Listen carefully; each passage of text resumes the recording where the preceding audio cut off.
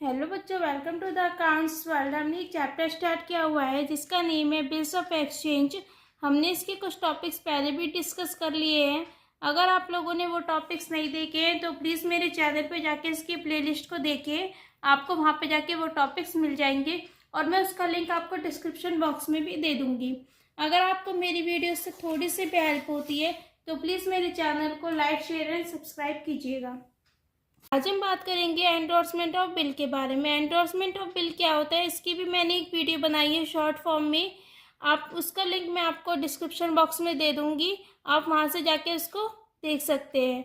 आज हम endorsement of bill का एक क्वेश्चन ट्राई करेंगे।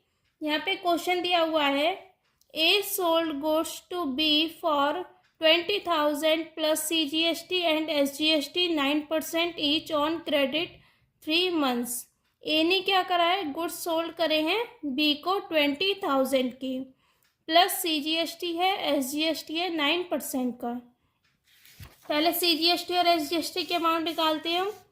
20,000 पे 9% क्या है, CGST, ये आया हमारा 1800 एंड सेम SGST भी कितना है 1800। ये हुआ हमारा CGST एंड ये हुआ हमारा SGST। ए ने गुड्स सोल्ड करे हैं तो ए की बुक में एंट्री करनी है हमें, give journal entry in the books of A. तो हम करते हैं, यहाँ पे ए ने सोल्ड करे हैं तो किसको करे हैं उसने, बी को, तो बी को हम डेबिट कर देंगे। ऑन क्रेडिट सेल करे हैं तो इसका मतलब बी हमारा क्या बन गया, डेटर बन गया। B is account debit, B हमारा कौन बन गया, डेटर। टू ए ने क्या करा है, सेल करा है, तो हम लिखेंगे टू सेल्स। कितने की सेल करी है इन्हें, 20,000 की। 20,000 हमने क्रेडिट साइड लिखा और CGST भी था इसमें। बी को CGST की अमाउंट भी देनी है, टैक्स की अमाउंट। CGST की अमाउंट कितनी थी, 1800 की थी। टू SGST भी हमारा 1800 का। ये कौन से CGST होते हैं, आउटपुट, क्योंकि ये इसके लिए लाइबिलिटी है ए के लिए, इसको गवर्नमेंट को देनी है ये अमाउंट 1800। 3 मंथ्स के लिए उसने क्रेडिट लिया है। तो यहाँ पे हम नरेशन लिखेंगे, A sold goods to B on credit and CGST and SGST at the rate 9% each. ये हमारे यहाँ पे हो गई नरेशन। आगे पढ़ते हैं। आगे दिया है हमें, B paid A 3600 bye cheque. A ने क्या करा, बी ने क्या करा है, बी को कितनी अमाउंट दे रही है टोटल,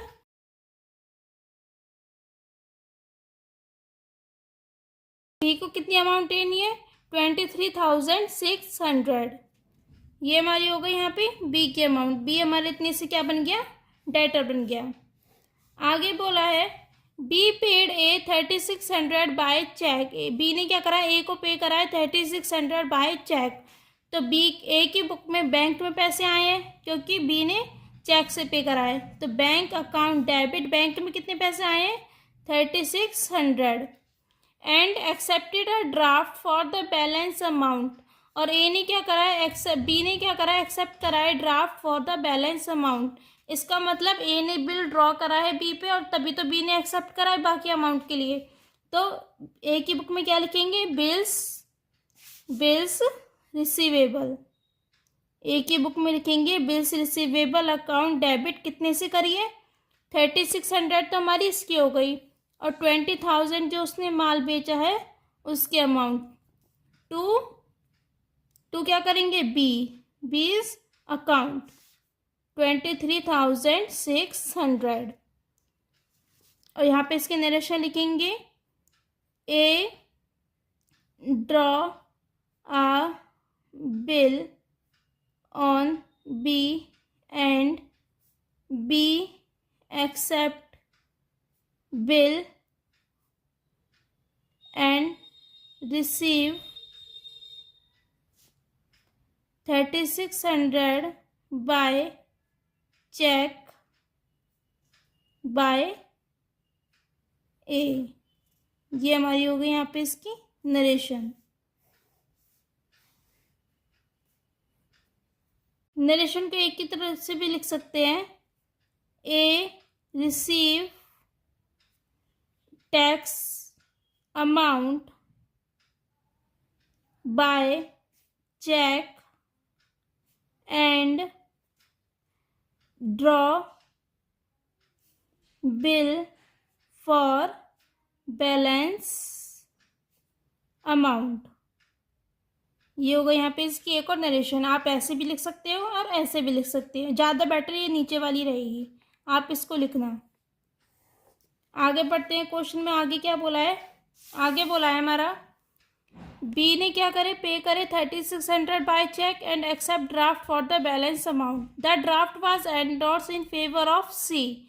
अब जो ड्राफ्ट आया है ए के पास है, उसने क्या कर दिया, एंडोर्स कर दिया फेवर ऑफ सी। सी कौन था? ए का कौन था? क्रेडिटर था। ए को सी के पैसे देने हैं, तो ए ने क्या करा, सी को पैसे ना देकर क्या दे दिया, ड्राफ्ट दे दिया, एंडोर्स कर दिया उसने बिल। तो सी के पास चला गया। सी हमारा पहले क्या था, ए की बुक में क्रेडिटर था। अब हम सी को क्या कर देंगे, डेबिट कर देंगे। सी इज अकाउंट डेबिट। और ए के पास से क्या चला गया, बिल चला गया, बिल्स रिसीवेबल। बिल्स रिसीवेबल चला गया। कितने से गया, बिल कितने का था हमारा, 20,000 का। 20,000 का हमारा बिल था, वो चला गया। और सी हमारा क्रेडिटर था ए की बुक में, और उसको हमने डेबिट कर दिया, उसका बैलेंस हमने कैंसिल कर दिया डेबिट करके। यहाँ पे लिखेंगे the draft endorse in favour of C. ये हमने क्या कर दिया, एंडोर्स कर दिया। सी कौन था, ए का क्रेडिटर था। और बी कौन था, बी, सी तो हमारा क्रेडिटर था ए का, और बी कौन था, डेटर था। बी ने इसको बिल दिया और ए ने वो बिल किसको दे दिया, सी को दे दिया। आई होप आपको समझ आया होगा। यहाँ पे हमारी ये एंट्रीज कंप्लीट हो गई हैं। अब मैच्योरिटी डेट पे क्या होगा, 3 मंथ्स के बाद क्या होगा, सी जाएगा बी के पास और बिल के पैसे मांगेगा, और बी क्या कर देगा, उसकी पेमेंट कर देगा। आगे बोला है who got the payment on maturity. अब सी को क्या मिल गई, पेमेंट मिल गई मैच्योरिटी पे, यानी बी ने इस बिल की पेमेंट कर दी सी को। तो अब ए की बुक में तो कोई एंट्री होगी नहीं, क्योंकि ए ने तो बिल पहले ही दे दिया था। अब इस जो ये लास्ट लाइन की एंट्री है, ये किस किस की बुक में होगी, सी की बुक में होगी और बी की बुक में होगी। आई होप आपको समझ आ रहा होगा। अगर आपको समझ आया तो प्लीज़ मुझे कमेंट बॉक्स में बताइए।